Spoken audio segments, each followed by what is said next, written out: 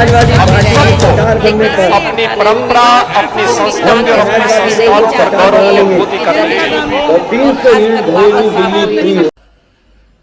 विधानसभा चुनाव की घोषणा के बाद सपा सुप्रीमो अखिलेश यादव के आजमगढ़ के फूलपुर से चुनाव लड़ने की खबर फेसबुक पर वायरल हो रही है। अखिलेश यादव के चुनाव को लेकर फेसबुक पर फूलपुर में चर्चाएं तेज हो गई हैं। अखिलेश यादव आजमगढ़ के वर्तमान में सांसद हैं। इसके पहले आजमगढ़ से नेताजी यानी मुलायम सिंह यादव भी सांसद रह चुके हैं। हाल ही में सपा सुप्रीमो अखिलेश यादव ने लखनऊ में प्रेस कॉन्फ्रेंस में पूछे गए सवाल पर विधानसभा चुनाव लड़ने का ऐलान भी किया था। और सही सवाल, छवि हैदर जिंदाबाद। और सही सवाल, छवि हैदर जिंदाबाद। उनके ऊपर आरोप लगाया नहीं, वो बात हम लोग ये पारिवारिक बातों पे हम नहीं उलझेंगे। नहीं, ये हम बीजेपी की तरह नहीं है, बीजेपी की तरह नहीं है।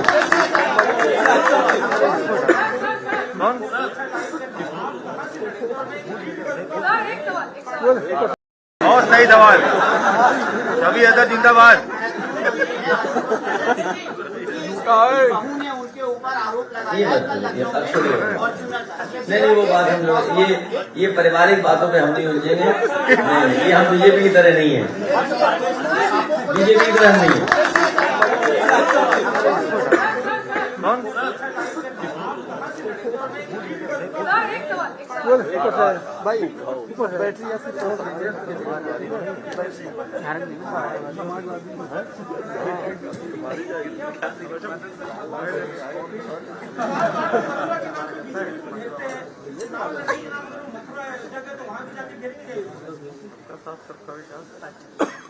जब ये चुनाव लड़ने जाएंगे हमारे बाबा मुख्यमंत्री जी, जिस भी क्षेत्र में जाए उस क्षेत्र की जनता इनसे पूछेगी कि आपने वादा किया था कि किसानों की आय दोगुनी होगी।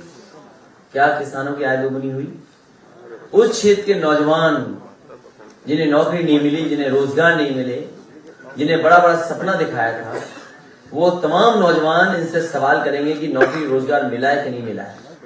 व्यापारी जिनके व्यापार खत्म हो गया, बर्बाद हो गए कोरोना के समय पर, किसी भी व्यापारी की कोई मदद नहीं की सरकार ने। और बिजली का बिल और तमाम ऐसे सवाल हैं जिनका जवाब भारतीय जनता पार्टी के पास नहीं है। और जब मुखिया उनके चुनाव लड़ने जाएंगे, जो दूल्हा है चुनाव के, वैसे तो आप जानते होंगे, हालांकि वो उदाहरण नहीं देना चाहिए, फिर भी मैं दे दूंगा उसको, अदरवाइज मत लीजिएगा। हमारे सब लोग जानते होंगे कि अगर बेटा परीक्षा में ना पास हो पा रहा हो तो कई बार माँ बाप और चाचा भी जाते हैं थोड़ी नकल कराने। ये बात सच है कि नहीं सच? तो हमारे बाबा मुख्यमंत्री फेल हो चुके हैं, अब उनको कोई पास नहीं कर सकता। अब जो पास कराने आ भी रहे हैं वो भी नहीं करा पाएंगे। नहीं भाई, रात में हम पे आए, रात हमारे सपने में आए थे भगवान कृष्ण, कह रहे थे आपकी सरकार बनने वाली है। और एक बार नहीं आए, हर दिन आते हैं, हर दिन। कोई दिन ऐसा नहीं जिस दिन भगवान हमारे सपनों में ना आकर के कहते हो कि आपकी सरकार बनने जा रही है। इनके तो पत्र पे लिखा है, हमें हर दिन सपनों में आते हैं। ये जहां से हमारी पार्टी कहेगी वहां चुनाव लड़ेंगे। देखिए, जहां से हमारी पार्टी कहेगी वहां से हम चुनाव लड़ेंगे। और याद कीजिए, नेताजी कहां कहां से नहीं लड़े।